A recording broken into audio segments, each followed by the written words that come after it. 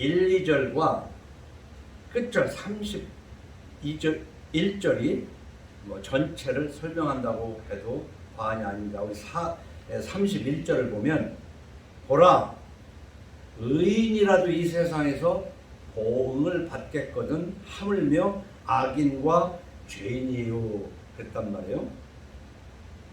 우리가 예수 믿는다는 것이 무엇이냐라고 처음 시작할 때 계속해서 반복하는데 우리는 예수 믿는다는 것이 무엇인가를 생각도 안 하고 그저 예배당에 모여서 열심히 교회라는 데를 다니면 그저 하나님한테 복 받는다는 미신에 사로잡힌 것이 기독교다.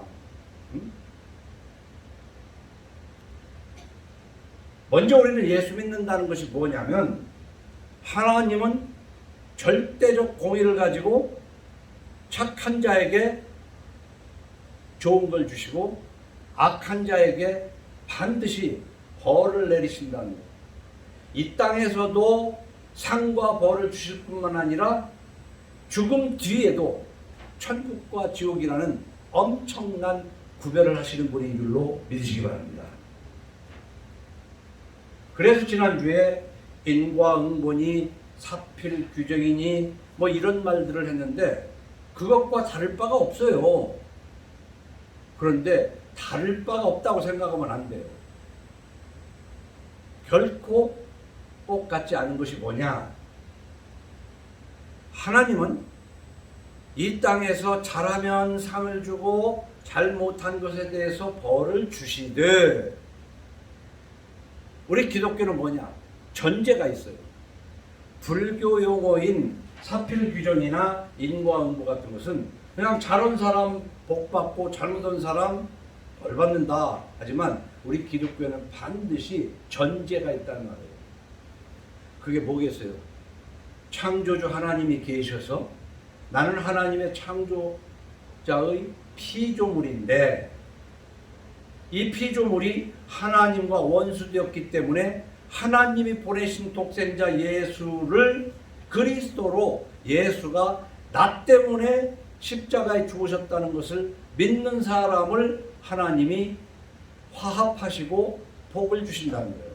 그래서 중생이 전제되어 있는 성화에 따라서 복을 주시기도 하고 화를 주시기도 하는데 왜 중생한 사람이 하나님의 벌을 때로 받냐? 성화를 하기 위해서 아버지가 자식을 징계함 같이 그렇게 징계하기 때문에 우리에게는 고통이 온다 그 말입니다. 자, 그렇다면 우리는 100번을 말하든 1000번을 말하든 창조주 여호와 하나님과 내 죄를 대신해서 십자가에 죽으신 예수 그리스도를 믿는 이 믿음이 기본이고 출발입니다. 이 기본과 이 기본에서 출발하지 않고 착하게 살으니까 복 받는다 하면 이쪽 동네가 아니에요. 저쪽 동네입니다. 그러나 우리도 성화를 한다는 것이 중생을 전제로 해서 성화를 하나님께서 원하시는 것이다.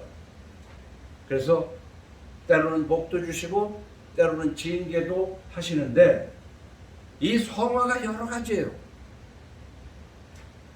창조주 여호와 하나님을 믿고 예수 그리스도를 믿음으로 출발한 사람이 조금씩 하나님 뜻에 합당하게 살아가는 성화가 성경 곳곳에서 어떤 것이 성화인가를 우리는 배워야 되는데 그 중에서 오늘 이 잠언 11장에서는 정당한 재물과 겸손이다. 다시 말하면 예수 믿는 게 무엇이냐 하면 오늘 11장을 기준으로 해서는 전제 조건인 창조주 여호와 하나님을 믿고 예수 그리스도를 믿는 그 믿음을 빼놓아서는 안 되고 그 위에 우리가 볼 때 요즘 이 세상에 예수 믿는다고 교회에서 뭐 목사는 말할 것도 없이 장로다 권사다 하면서 부당한 방법으로 돈 버는 사람, 그래서 돈이 사람들에게는 저 사람이 어떻게 벌었는가 사람들은 잘 모르고 그냥 버는 돈만 가지고 존경을 하는 세상이에요. 저 돈만 있으면은 훌륭한 사람이다. 그거 부러워하고 그 사람을 쫓아다니는 것이다 이 말이에요. 그러나 하나님은 다 아셔요. 어떻게 번 돈인 줄 안다 이 말이에요. 그래서 세상에서도 좀 높은 곳에 올라가려고 할 때는 너 그 돈 어떻게 벌었냐 하고 자꾸 묻는 거란 말이야. 어? 근데 우리가 교회에서 세상 사람은 그렇다. 세상도 그런데 우리는 예수 믿는다는 사람이 자기가 알잖아요. 남은 몰라도 내가 이 돈 어떻게 벌었는가를 알지 않느냐 이 말이에요. 그래서 인생 삼락 중에 하나가 하늘을 우러러 부끄러움이 없을 때 낙이다. 사람들 앞에 섰을 때 내가 떳떳하다고 그럴 때 낙이다. 그래서 하나님은 뭐냐, 악인은 쫓아오는 자가 없어도 도망치지만 의인은 사자같이 담대하니라. 이게 낙이라는 거예요. 이것을 낙으로 삼아야 그게 예수 믿는 것이 아니냐 이 말이에요. 그런데 보면 부정축제 하면서 왜 가만히 앉아있어. 부정축제 하면서, 부정축제라고 그러니까 뭐 정치하는 사람이나 부정축제라고 하는 것 같지만 부당한 방법으로 돈을 모은 그 돈, 그게 작돈 크돈 간에 어? 대통령 나갈 사람, 장관 할 사람, 내가 가지고 있는 재산이 어떻게 형성됐는가를 국민 앞에 밝혀야 돼요. 그런가 하면 우리가 예수 믿는 사람이라면 스스로 내가 이 돈이 어떻게 생겼는가 스스로 한번 생각을 해보고 하나님과의 관계를 개선해야 돼요. 그거 없이 예수 믿는다고 한다는 거, 그 스스로 자기 자신을 속이고 남을 속이는 거예요.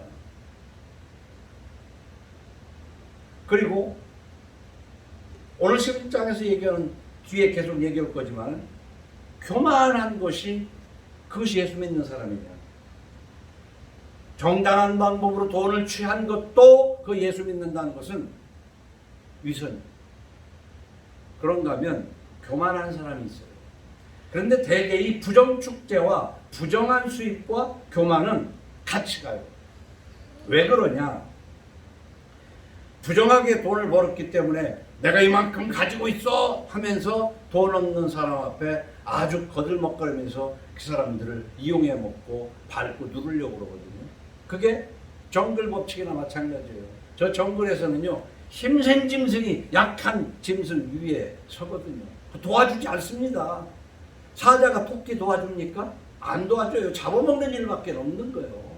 그런데 바로 부정축제한, 바로 그 돈이 그렇게 약한 사람들을 밟고 버는 돈이기 때문에 그들 앞에서 거들먹거리고 교만을 떠는 거예요.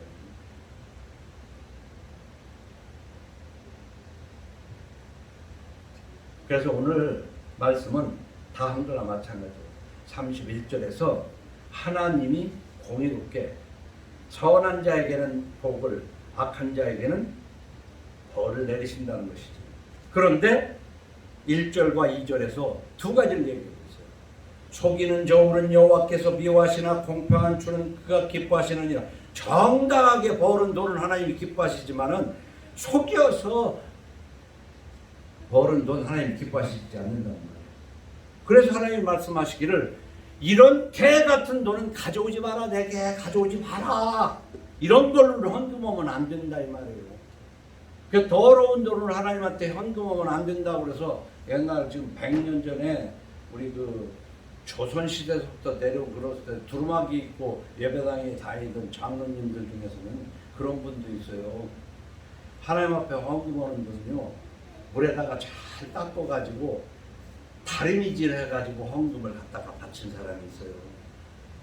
어떻게 보면 그렇지, 뭐 기왕 하나님 앞에 드리는 거 두루마기 깨끗이 입고 예배도 드리러 가야 되지만 돈도 그렇게 깨끗한 돈으로 골라서 바치는 거였지만 어떻게 벌었냐가 중요한 것이지, 돈 그거 빨아서 깨끗하고 그게 깨끗한 돈입니까? 어? 우리는 이렇게 겉으로 그 말도 안 되는 짓거리를 하는 그런 것이 있어요. 그런 돈을 가져오지 말라고 그랬거든. 이것을 잘못 이해해가지고는 돈을 빨아서 다림질해서 갖다 주는 장로님들이 있었다니까요. 100년 전, 50년 전에 기록에 그런 기록이 있어. 제가 100년 전에 살아서 아는 게 아니라. 어? 예수 믿는다는 것은요, 사필 규정, 반드시 모든 일은 바른 대로 간다. 인과응보, 이 불교 철학과 맞먹게 이 성경에서도 그렇게 하나님은 말씀하시는데, 다시 한번 강조하는 건 창조주와 예수 그리스도를 믿는 믿음 위에 성화할 때 하나님이 좋은 걸로 주시지만, 오늘은 정당한 재물과 겸손, 이게 바로 예수 믿는 것인 줄로 믿으시기 바랍니다.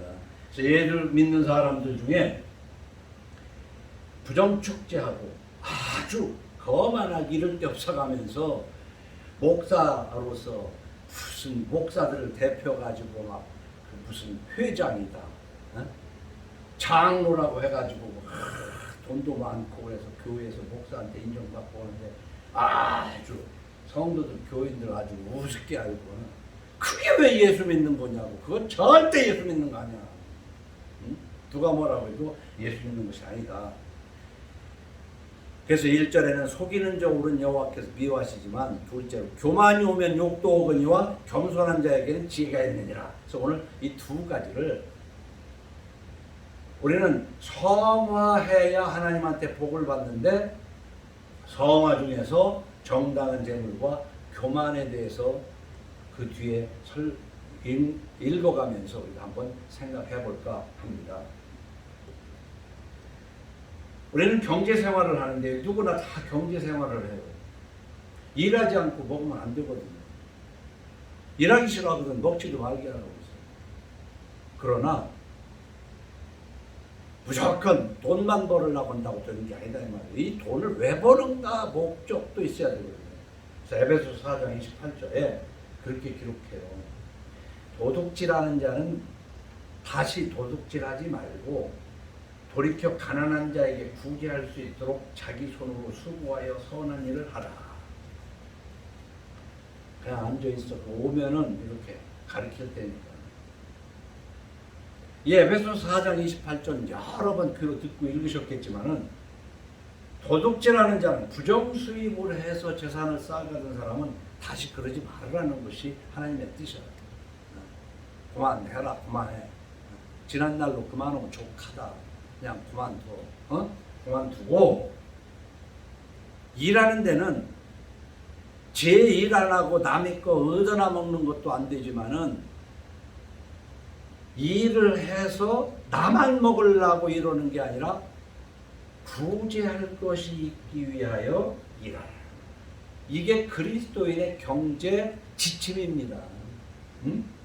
그러면 구제할, 나 먹을 것은 뭐 당연히 남한테 쌀 한 톨도 그냥 거저 공짜로 먹어서는 안 되니까 내가 일해서 먹어야 되겠다. 나가서 구제하려고 이러는 사람이 남을 속여가면서 하겠습니까? 그런데 그렇게 합니다.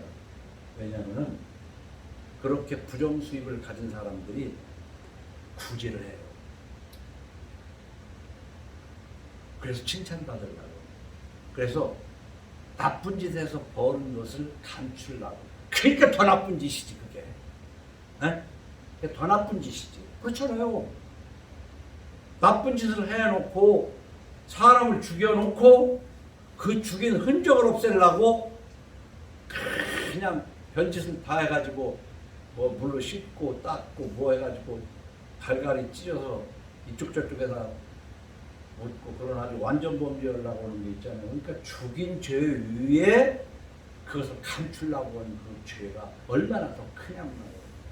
그래서 보면요, 예수 믿는다고 그래가면서 부정수입해서 부자 돼가지고 남들 앞에 거들먹거려가면서 아주 겸손한 채 하는 거야. 진짜로 겸손한 게 아니고. 그리고 구제도 하고. 그게 전부 다. 그러니까 너희들은 거짓 선지자를 삼가라.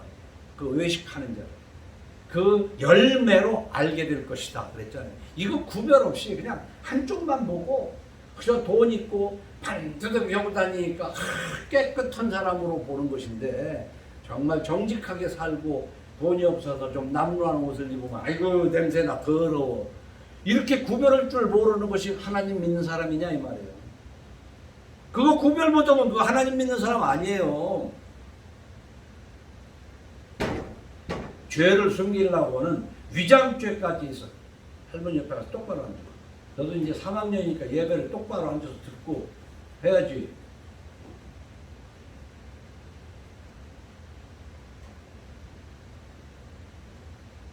그래서 우리는 예수 믿을 때 재물이 뭔가를 알아야 되는데 4절을 보면요. 재물은 진노하시는 날에 무익하나 공의는 죽음에서 건지느니라. 여러분, 재물이 얼마나 정말 능력 있고 뭔가를 우리는 알잖아요. 이 세상에서 유전무죄, 무전유죄라는 말이 있잖아요. 그게 뭐냐면 돈이 있으면 죄도 덮어져서 무죄가 돼. 돈이 없으면 그거 죄가 없어도 죄가 되는 세상이에요. 왜냐 한번 보십시다. 어떤 일을 잘못하면 하나님은 다 아시지만 경찰이나 검찰에서 누가 잘못했냐 할 때 증거를 가지고 해야 되는데 옆에서 자기한테 이익을 주는 사람 쪽으로 수사하고 판결을 하는 일이 비일비재하잖아요. 응? 그렇기 때문에 우리는 이 돈이 말이에요. 대단한 힘이 있는 것으로 알기 때문에 돈을 의지하게 돼요. 그 뒤에도 나오지만. 그런데 이 세상에서는 분명히 죄를 짓고도 돈을 쓰면 빠져나오는 것을 보고 경험한 사람은 돈. 그래서 돈을 수단 방법을 버리지 않고 벌어야 된다 이 말이에요. 근데 그렇게 번 돈은 일시적으로 재미가 있을지 몰라도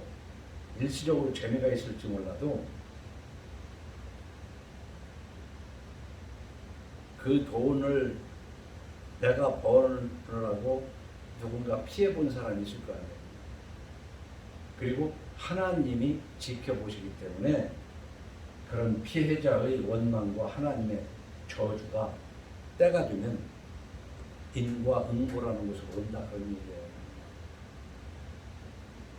그렇지만 공의로운 삶은요, 정직하게 사는 사람은 사람들의 신뢰를 받게 되거든요. 그 신뢰 받아서 뭐냐고 그러지만은 정말 위급할 때 하나님이 돕는 자를 붙이실 줄로 믿으실 거예요. 아무도 나를 도와줄 것 같지 않아. 사람 아무 필요 없어. 그래도 까마귀를 보내실 때는 보내요. 까마귀 같은 사람이라. 그래서 우리는 디모데전서 6장 18절을 보면 그 이하를 보면 선을 행하고 선한 사업을 많이 하고 나누어 주기를 좋아하며 너그러운 자가 되게 하라. 이거 참, 이 기독교 정신이 바로 이겁니다. 어떤 사람이 되게 하냐? 선을 행하고 선한 사업을 많이 하고 나누어 주기를 좋아하며 너그러운 자가 되게 하라.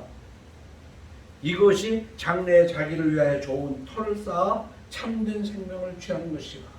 근데 이 성경 잘못 읽으면 곤란해요. 이것이 바로 선행이 참된 생명을 취하는 것이라.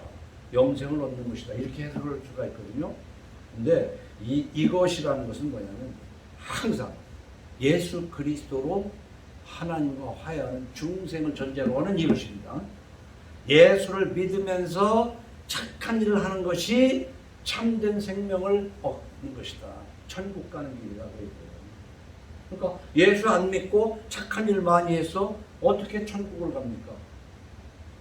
이미 지은 죄가 있는데 그 용서를 못 받았는데. 그러면 예수 믿고 용서 받았다는데 못된 짓만 하다가 천국 갑니까? 못 가지요. 이것을 수학 논리처럼 원리처럼 우리 머릿속에 최소한 있어야 돼요. 이것이 장래에 자기를 위하여 좋은 터를 쌓아 참된 생명을 취하는 것이니라. 그러면서 디모데야, 망령되고 헛된 말과 거짓된 지식의 변론을 피함으로 네게 부탁한 것을 지키라.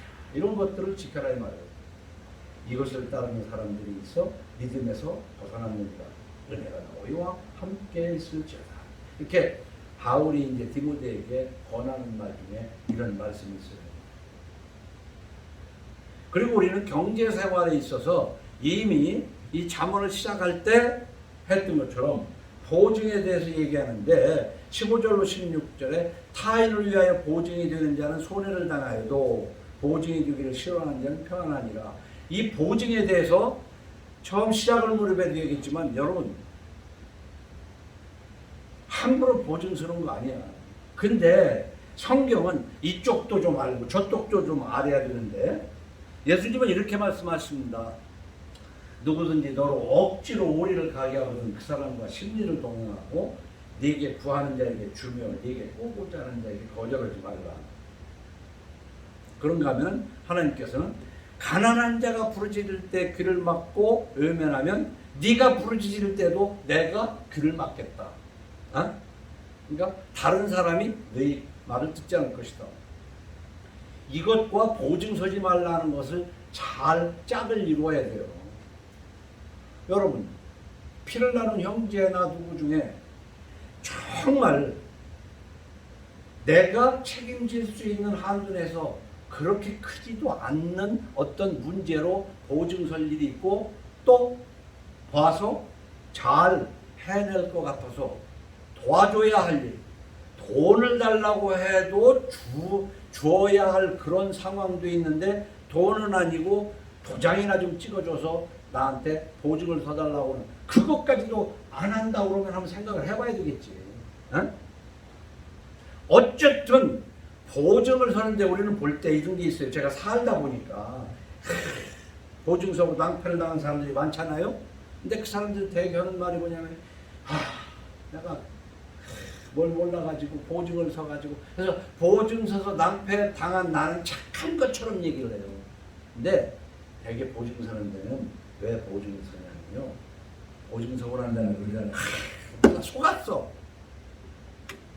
그 얘기는 이 보증 서면 너한테 이런 이익을 줄게 하고 뭔 약속을 해서 보증 쓴 거야. 보면. 그래 놓고는 속인 사람은 나쁘고 나는 착해서 보증 서서 속은 것처럼 그렇게 얘기하는데 내 이익을 허황된 이익을 생각하면서 보증 서는 어리석다 그 말이야. 응?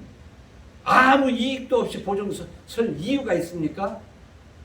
속았든가 아니면은 그래도 누군가가 그냥 좀 찍어주고 안 찍어주면 곤란한 거 있잖아. 곤란하다는 게 뭐냐? 앞으로 얻을 이익이 안 생길 것 같으니까 뭐 준다고는 안 했어도 이것이든 저것이든 간에 다 계산 속에서 보증서지 그냥 보증서는 사람은 없어요.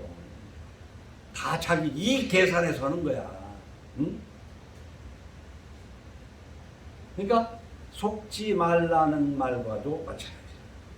그러나 거꾸로 야 그거 보증서면 잘못될 때 얼마를 책임져야 되는데 얼마 정도를 책임져야 된다.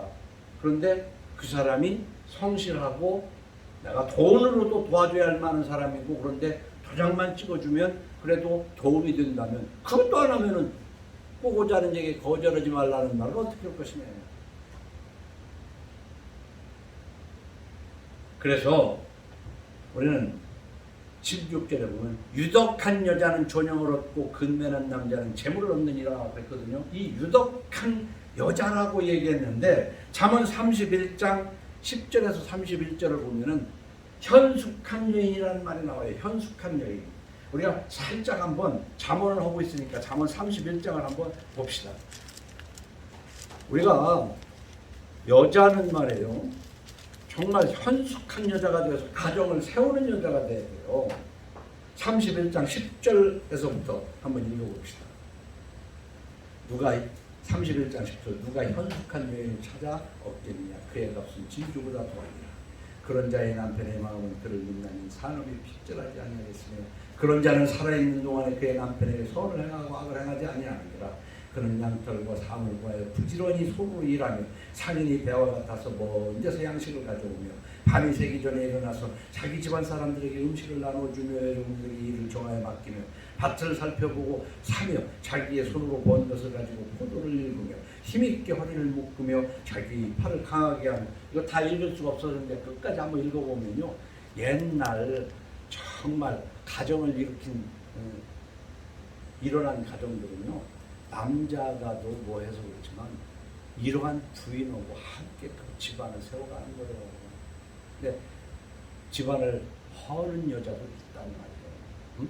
자, 그래서 잠언 13장 11절을 보면 망명되이 얻은 재물은 줄어가고 손으로 모은 것은 늘어가느니라. 우리가 아까 읽은 잠언 31장 뒤에 10절을 다 안 읽었지만 끝절까지 간간히 한번 읽어보세요. 그래서 우로나 좌로 치우치지 않는 성화, 성경은요, 이쪽 저쪽 이런 왼쪽을 얘기하는 말씀이 있는가 하면 오른쪽을 말씀이 있기도 해요. 그렇기 때문에 우리는 지금부터 읽어가는 이 돈에 대해서 어떻게 해야 되느냐, 이것이 신앙 형태로 이게 자리 잡아야 이게 예수 믿는 거예요. 응? 잠언 23장 4절에 보면 부자 되기에 애쓰지 말고 네 사사로운 지혜를 버릴지어다. 네가 어찌 허무한 것에 주목하겠느냐. 정령이 재물은 스스로 날개를 내어 하늘을 나는 독수리처럼 날아가리라. 이렇게 부자 되려고 애쓰지 말고 재물은 허무한 거다. 허무한 거다. 한쪽을 얘기했지만 또 다른 쪽은 뭐라고 했어요? 잠언 10장 오늘 15절에는 뭐라고, 지난 10장 15절에는 뭐라고 했어요? 부자의 재물은 그의 견고한 성이요 가난한 자의 공평은 그의 멸망이니라. 정상적으로 살아갈 때 부자는요, 그것이 나의 힘이 되는 거 아닙니까? 어려움이 있을 때 방패가 되기도 하고 나를 재난해서 구하기도 하는 거예요. 왜냐? 다 같이 당하는 물난리를 당했을 때 쌓아놓은 돈이 있으면 싹 걸고 다시 지우면 되는 거 아니에요? 응? 근데 가난한 사람은 그런 재난에 대비가 안 되잖아. 왜 어떤 사람은 돈을 줬고 하나님이 어떤 사람은 안 주셨을까? 그거 다 따져보면 하나님의 섭리 속에 있다 이거예요. 그래서 우리는 뭐냐? 그것만 생각하는 것이 아니라 재물은 허무하다는 것도 알아야 된다 이 말이야. 근데 그러기 때문에 부자 되려고 애를 너무 쓰지 마라. 그리고 24절로 25절에는 흩어 구제하여도 더욱 부하게 되는 일이 있나니 과도히 아껴도 가난하게 될 뿐이라. 구제를 좋아하는 자는 풍족하여질 것이요 남을 윤택하게 하는 자는 자기도 윤택하여지리라. 우리 자본주의 속에서요, 예수 믿는다면 이런 말씀도 읽으면서 이 말씀 가지고 고민도 좀 해봐요. 근데 24절 같은 경우는요, 흩어 구제해도 더욱 부하게 되는 경우가 있어요. 하나님의 섭리 속에서. 근데 과도히 아껴도 얼마나 아낍니까? 아끼고 정말 이쑤시개 하나도 아끼고 말이에요. 심지어 어떤 사람은 못또 부러진 못을 이서서 쓰려고 할 정도로 아껴. 그래도 가난하게 되는 사람은 가난하게 되는 거야. 왜 가난하게 될까? 그걸 알아야 된다는 얘기예요. 우리 성경을 통해서. 너무 부자가 되려고 못된 일 해도 안 되고, 그렇다고 해서 저먹을 것도 일을 안 하려고 그러고, 이 성경을 읽으면서 균형 있게 경제관을 생각을 해야 되는 거예요. 균형 있게. 응?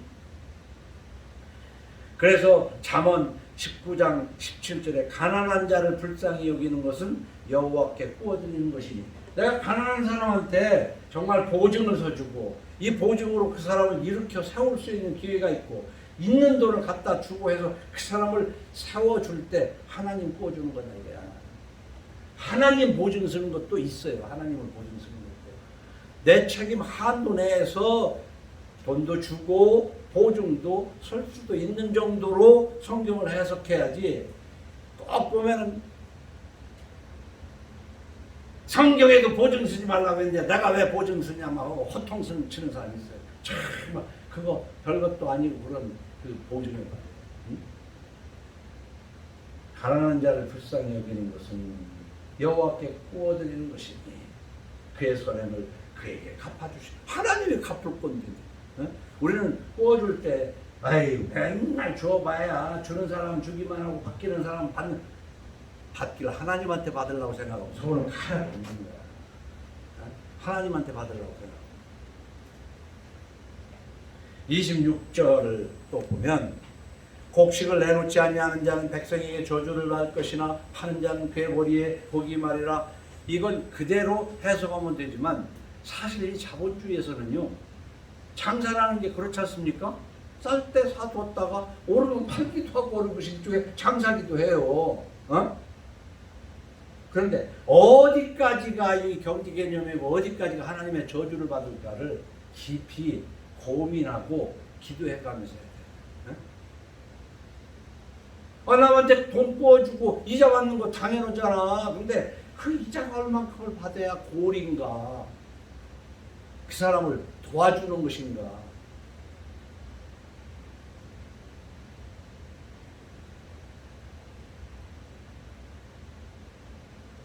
추수할 때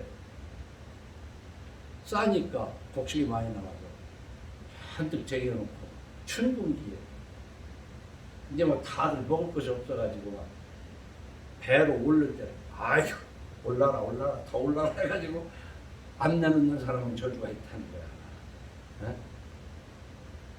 근데 요즘 자본주의 속에서 이걸 잘해야 돈 벌잖아요. 그러니까 이게 어디까지가 장사가 어디까지가 저주받을 짓인지 구분하기 쉽지 않습니다. 집을 살 집이 있는데도 또 사두고 또 사두고 돈으로 돈 버는 거 그거 당연시 하고 있잖아요. 그런데 예수를 안 믿어도요, 그건 나쁜 짓이라고 주장하는 사람이 있는가 하면 그게 왜? 네가 못하니까 그 소리 하는 거지. 근데 성경 이사야서 5장 8절은 뭐냐면 하나님께서 그런 사람들에게 화 있을지 모르겠다. 응? 이 집장사하는 거. 그래서 너 잔뜩 사둔 그 집에 살 사람이 없을 거다. 근데 우리가요, 재물이라는 것은요, 그 사람이 그것을 사용할 때 가치가 있는 것이지, 거기에 살 사람도 없고 아무도 거기를 가지 않는 부동산, 게 뭐하는 데 필요하겠어? 그거 가지고 있다고 세금만 나오지.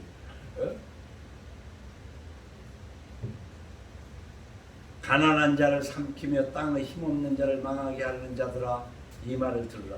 너희가 이르기를 월삭이 언제 지나서 우리가 곡식을 팔며 안식일이 언제 지나서 우리가 밀을 내게 하고 에바를 적게 하고 작게 하고 세계를 크게 하여 거짓 종으로 속이며 은으로 힘없는 자를 사며 신 한 켤레로 가난한 자를 사며 찌꺼기 밀을 팔자 하는구나. 신 한 켤레 별것도 아닌 거 가지고 가난한 자를 사서 그냥 완전히 머슴을 삼는 거야. 그 옛날 없을 때는 그렇잖아요. 애들 아이고 입 하나 더 온다고 가서 애 보는 애로 보내고 뭐 가서 일하게 하고, 그러면 그거 그냥 먹여주면서 온갖 일을 시켜가지고 저는 돈을 더 버는 그런 옛날 시절이 있잖아요. 응? 근데 하나님은 그런 거를 다 보고 계셨다는 것이지. 그러면서 오늘 28절에 무엇보다도 우리 인간이 자기 재물을 의지하는 자 하나님께서 기뻐하시지 않는다는 겁니다. 자기의 재물을 의지하는 자는 패망하려니와 의인은 푸른 잎사귀 같아서 번성하리라. 왜 자기의 재물을 의지하겠어요?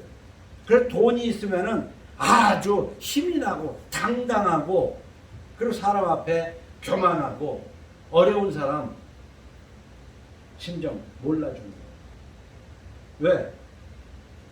난 이거 가지고 뭐든 할 수 있거든. 죄를 져도 죄를 덮는 데까지 써먹을 수가 있는 것을 경험한 사람은요, 돈보다 더 하나님 왜 믿어? 돈이 왜 믿는 거예요?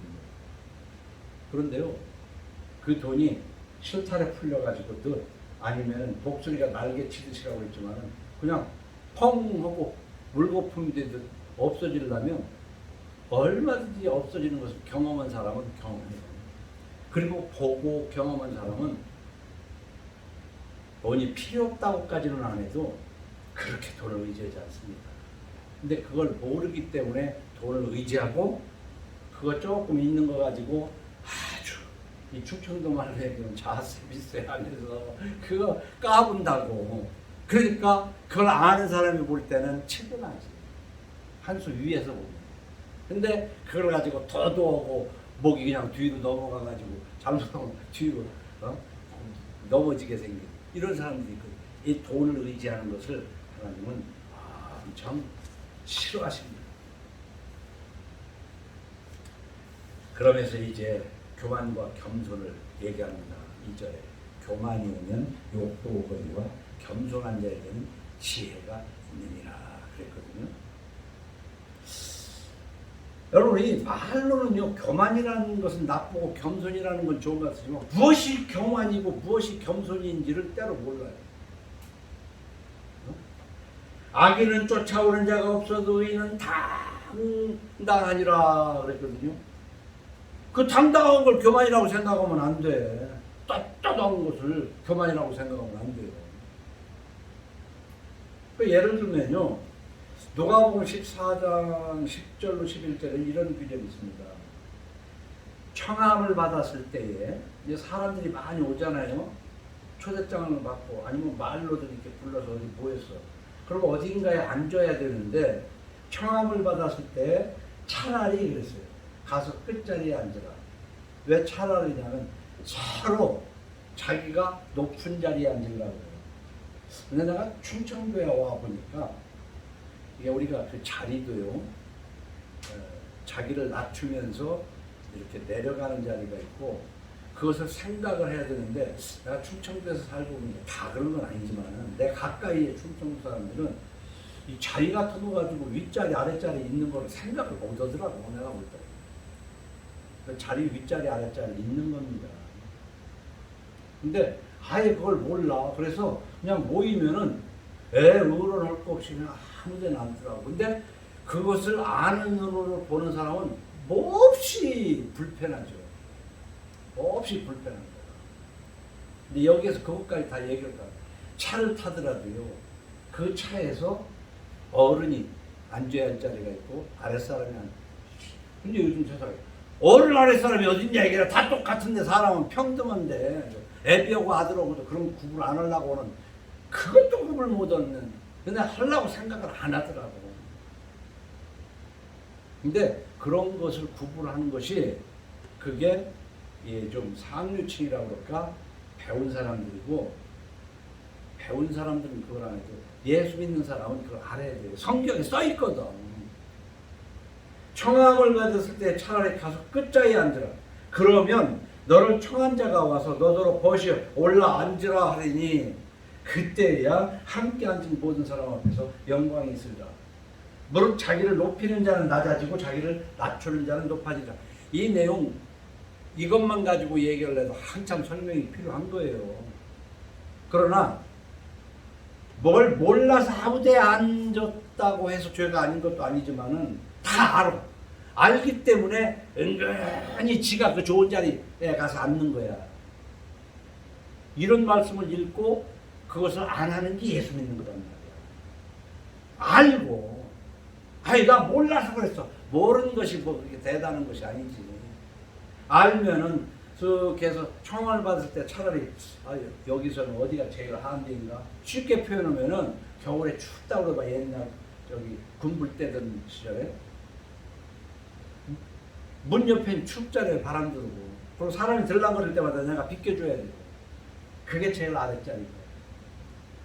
음식점을 가더라도 뭐예요. 서빙을 하려고 들랑달랑하는 그 자리 있고 제일 아랫자리인 거예요.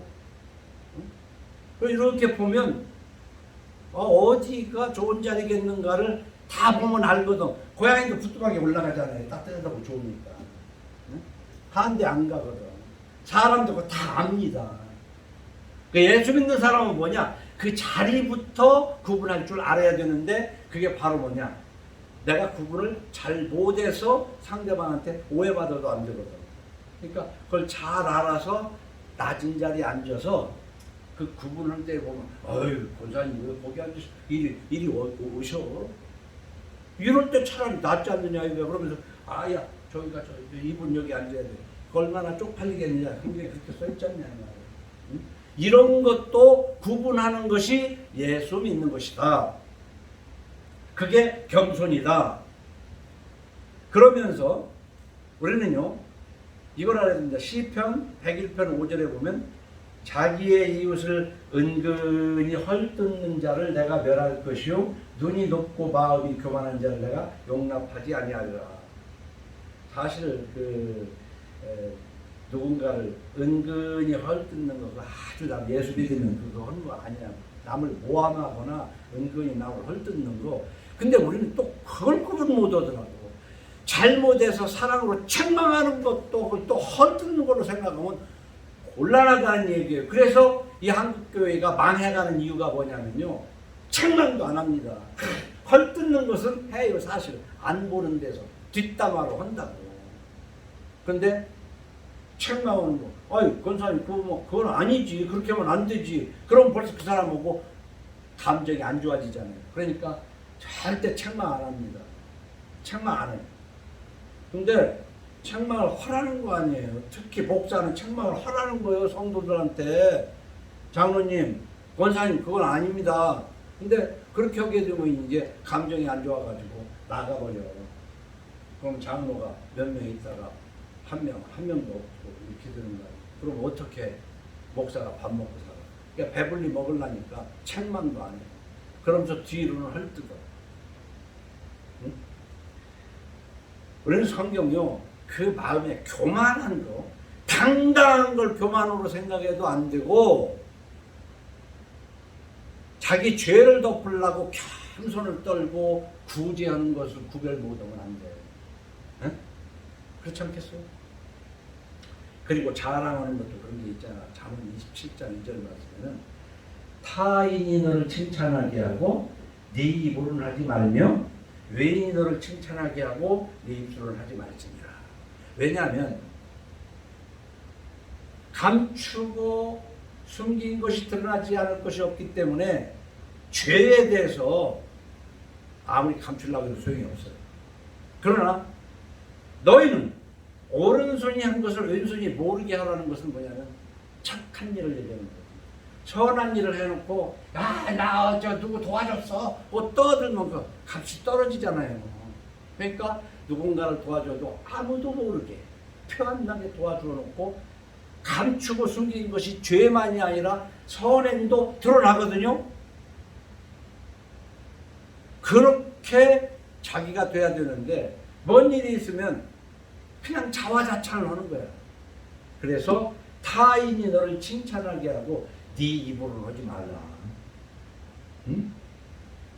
예수 믿으면 이런 말씀도 읽으면서 가만히 생각하다가 이런 걸 안 읽었으니까 그냥 자기 그냥 칭찬 받으려고 하는 그 뭐 얘기하면은 이걸 읽은 사람은 부끄러워서 그걸 못 한다니까. 이걸 읽고 한번 생각한 사람은. 근데 이런 걸 안 읽어. 안 읽고 어떻게 해야 돼?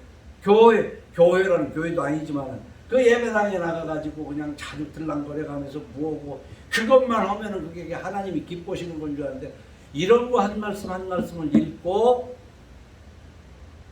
거기에 맞춰서 살아갈 때, 겸손하게 살아갈 때 하나님이 복을 주신다는 거예요. 잠언 16장 5절에 이렇게 합니다. 마음이 교만한 자를 여호와께서 미워하시나니 피차 손을 잡을지라도 벌을 면하지 못하리라. 이사야서 13장 11절에 이렇게 했어요. 내가 세상의 악과 악인의 죄를 벌하며 교만한 자의 오만을 끊으며 강포한 자의 거만을 낮출 것이며 내가 사람을 정금보다 희성하게 하며 인생을 오비레금보다 희귀하게 한다. 사람이 없게 하겠다는 거야. 어떤 단체에서 오만 불쏘놓고 그러면은 사람이. 근데 이런 게 있습니다. 많아야만 좋은 것도 아니지만은 또 너무 희소하던 엘리가 자식들 교육을 잘못했기 때문에 자식이 한 날 한시에 죽고 네 집안에 늙은이가 없으리라고 했잖아요. 낳긴 낳는데 오래 못 살아 다들. 어? 이런 것처럼 하나님께서 교만한 자의 집에 사람이 아주 막 금처럼 귀하게 만들었다는 거예요. 어? 여러분, 이 세상에 우리는 요즘 출산율이 너무 낮아서 돈도 벌어야 되고 공부도 해서 무슨 뭐 높은 자리도 가야 되지만 일단 사람이 있어야 할 거 아니야. 사람이. 어? 가정에 자식들을 안 낳고 낳아봐야 하나 낳아가지고 그거 뭐 어떻게 하고. 근데 하나님께서 번성케 하는, 태초에 하나님이 사람을 만들고 뭐냐면 번성케 해서, 그래서 하나님의 복을 받으면 번성해지는 거예요. 근데 우리나라는 어떻게 되는 것이, 교회를 다녀가면 저 예수를 믿는다고 하면서도 사람 없는 것이, 그 사람 없으면은 나중에 번 거 그거 누가 다 가져가? 누가? 그 뒤에도 조금 있다가 나오겠지만은 보세요. 예레미야 50장 31절에 이렇게 했습니다. 만군의 여호와의 말씀이니라. 그만 앉아요. 보라, 내가 너를 대적하나니 너희 날 곧 내가 너를 벌할 때가 이르렀음이니라. 그랬고요. 말라기 4장 1절 이하에 보면은 만군의 여호와가 이르노라. 보라, 영광 노불 같은 날이 이르리니 교만한 자와 악을 행하는 자는 다 지푸라기 같을 것이다. 그 이르는 날이 그들을 살라 그 뿌리와 가지를 남기지 아니할 것이로되 내 이름을 경외하는 자는 너에게는 공의로운 해가 떠올라서 치료하는 광선을 비추리니 너희가 나가서 외양간에서 나온 송아지같이 뛰리라. 여러분, 돈이라는 것은 있어야 되는 것이지만은 아까 잠언 10장 15절에 이렇게 표현하고 있어요. 부자의 재물은 그의 견고한 성이요 가난한 자의 궁핍은 그의 멸망이다. 그러면서 시편 49편 6절에는 자기의 재물을 의지하고 부유함을 자랑하는 자는 아무도 자기의 형제를 구원하지 못하며, 이렇게 쭉 있지만 그 뒤에 가보면 뭐라냐면은, 다시 말하면 자기의 재물을 의지하고 부유함을 자랑하는 자는 뒤에 뭐라냐면 재물은 남에게 넘겨, 그 재물은, 그들의 재물은 남에게 남겨두고 떠나는 것을 보게 되리라. 그거 뻔하잖아요. 너무 부자 되려고 애쓰지 말라. 그 재물은 그 험한 것이다. 그리고 사람이 죽을 때 그 가지고 가지 못하리니 그랬잖아요. 그런데 여기서는 뭐냐면 자기의 재물을 의지하고 부유함을 자랑하는 자의 재물은 남에게 남겨두고 떠나는 것을 보게 되리라. 요즘 한국도 보리밥도 못 먹다가 세계 10위권이 될 만큼 경제적으로 이렇게 부흥하게 되니까 출산율이 저조해가지고요.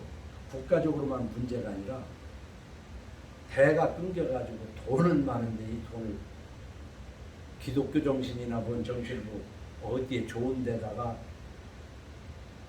기부도 못하고, 내가 죽을 날은 가까운데 이 돈 어찌할꼬 하면서 자다가 벌떡벌떡 일어나는 사람이 제법 있다는 거예요. 그거 속 시원하게 좋은 데다가 한번 이름을 써도 되는데 어떻게 할 거야? 그러니까 옛날에는 보물찾기라는 게 있었잖아요. 2차 대전 때 금을 싣고 가던 배가 신안아빠도 어디에 빠졌다는데 내가 그것만 건지면 된다고 그러는데, 지금은요 돈 많은데 누구한테 주지도 못하고 한 그 사람 돈만 자기 앞으로 잘 이전을 하면 그거 보물찾기야. 응? 그리스도인은요, 우리 어려서는 그리스도인은 청진해야 된다고 배웠거든요. 가난하면서 깨끗해야 된다는 얘기. 깨끗해서 가난할지라도 깨끗해야 된다. 근데 깨끗하고 부자 되면 안 되냐 그런데 쉽지 않습니다. 가난할지라도 깨끗하면 그것이 악인의 궁궐에서 사는 것보다 하나님 집 문지기로 지내는 것이 훨씬 나은 것을 깨달아서 교만을 버리고 겸손하게 사는 것이 성화의 상당히 중요한 부분인 것을 깨닫고 믿으시기를 예수님의 이름으로 축원합니다.